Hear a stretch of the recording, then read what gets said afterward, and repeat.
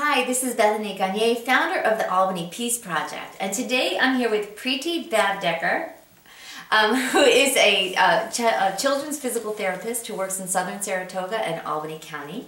And Preeti, can you talk to us a little bit about your journey with meditation? Yeah, meditation to me is a natural extension of the process of concentration or focused attention. In Sanskrit, there's a word for that called dharana, to hold.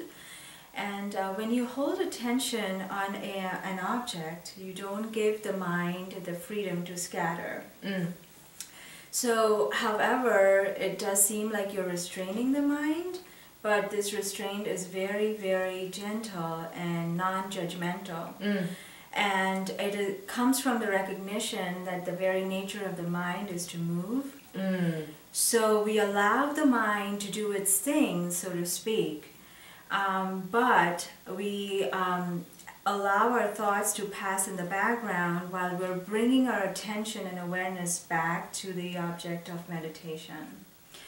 So in fact, sometimes we're so scattered that an interesting experiment is to take a random thought and follow it to its origin. To its source, and see if you can uncover something. In that journey itself, the mind might get tired of holding on to the thought. It might let go and release, and you might be able to dive deeper into silence. Okay. That's a good tip. Yeah, so if we stay with this process long enough, usually it takes a little more than 5 or 10 minutes, so let's say 20 minutes. Before we realize it, we might start to experience a state of expanded awareness. And in that expanded awareness, there is this object of concentration, which is still present, but you're also now experiencing or aware of something else.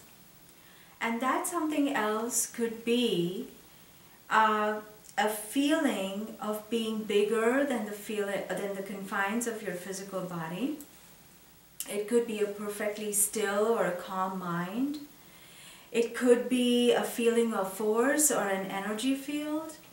It could be visions of light or an experience of sound. Or it could be none of these. Right. It could be just something very unique to yourself. So every meditator's experience is unique, and the same meditator might have different experiences every time. So that's so nice how you're bringing that out there, that there's this object of focus, but then somehow in the end we also kind of become aware of other things. So we still have a gentle hold of the focus, is that what you're saying? Yes. And yet suddenly, but it becomes part of our gestalt kind of thing. It becomes part of the whole, and we become aware of these other things that in our normal consciousness we wouldn't become aware of. Right. Okay. All right. And so as the process continues, you as a meditator, you're aware now of the object of meditation. You're aware of the experience of your meditation. But now you may also become aware of the sounds and noises in the background. However, they seem to pass through you. They don't disturb your focus. They don't change your experience anymore. Right. And that's the key. And that is important because, people say, oh, well, I can't meditate because there's so much noise outside. And it's like, no, you're right. That the goal is to actually kind of to allow that information to pass through you and for you to be able to hold your attention. Exactly. Be centered in yourself. Okay, great. So as you continue that process, you may reach a deeper state of meditation when you are in a timeless zone, and you experience a deeper sense of calm and peace. Right. And it is often difficult to come out of that state because the joy of that state is so blissful. Yeah. And so the point I want to bring out really is that all of these experiences are great. And as a beginning meditator, we might experience or come to meditation or be motivated to come back to meditation because of our experiences. But there is one thing that we're unaware of that is happening in the background. of something that's happening in our minds, in the rewiring of our brain, that is very unique and long-lasting. And that is an organic change, a fundamental shift in our way of thinking. It's very different from our past conditioned patterns of behavior and thought. And it's as if you see the same things as before in a new light, with new eyes. And fortunately for us, this new beginning lasts forever. And that is the promise of meditation. It's 200% guaranteed. So it's not just about coming to a meditation to come into an experience, because we already have a lot of life experiences. We don't want to add to that. Right. It's about bringing a shift in our consciousness. So more of a presence into our everyday life. Yes. Nice. Yes. It's so wonderful that you're really bringing out these subtle points. I'm sure people are experiencing this at this point. You know, let's see, we're at day, well, I don't know, but because we're recording this ahead of time.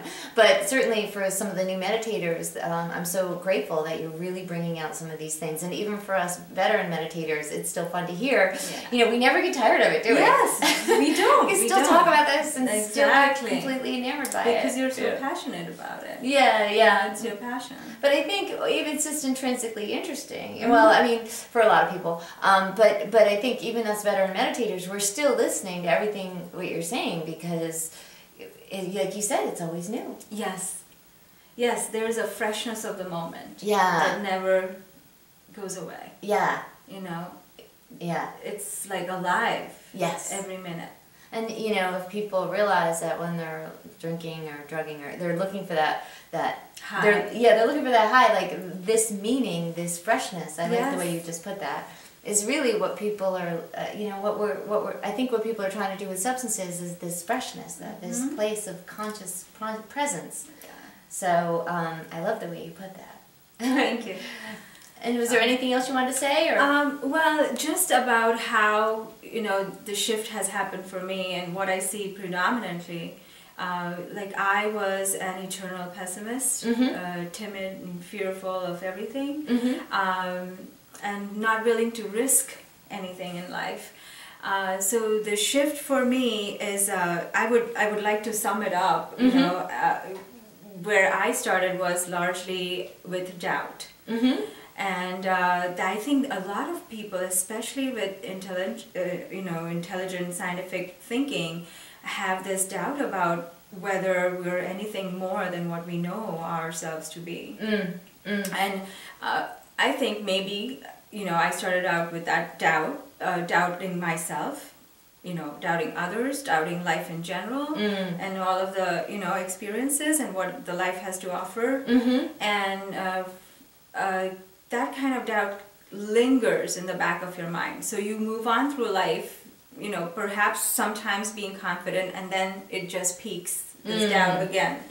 So until it gets to the point where you just can't take it anymore, you know, you just are so miserable and you get sick of the current state of affairs, of constantly having to doubt every situation and what it might bring to your life.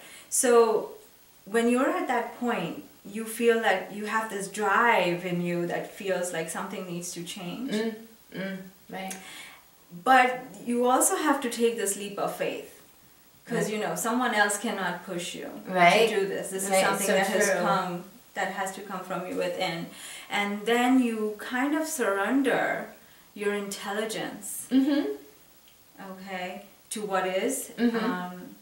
And you maybe dedicate a practice. In Sanskrit, the name for that is sadhana. It's a practice that you come back to with devotion every day. And then, over time, you may have a first experience, and that itself is enough to hook you. Yeah. You know? And then you start to experience this fundamental shift. It may be a beginning of an awakening in you.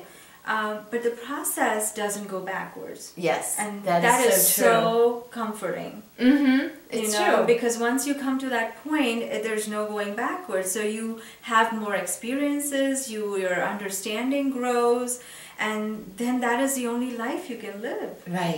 Right, absolutely. You know? It's not about separating work and play and kids and, husband and all of that. Right. It's all inclusive. Right. You're enjoying every minute of everything. Yeah. Because, in the middle of all that experience, you're holding on to life. Oh, yeah. Right. So on a personal level, I felt like that was a shift for me to learn to trust the universe greatly. Mm-hmm. And to know that I'm protected at all times. There is no one out there to get me. And I am just an instrument here on earth to accomplish a task, and it will all be done in its own time. Right. So don't stress. And meditation helps us to experience that. Of course. Yeah, of course. Almost prepares us really, or preps us to live that life. Yes. So I love the way you're talking about getting it off the meditation cushion and into everyday life. Yes. That there's this fundamental shift. We never go backwards. And it's all cumulative, and there's only a wider understanding. Mm-hmm. And it never gets old. Never gets old.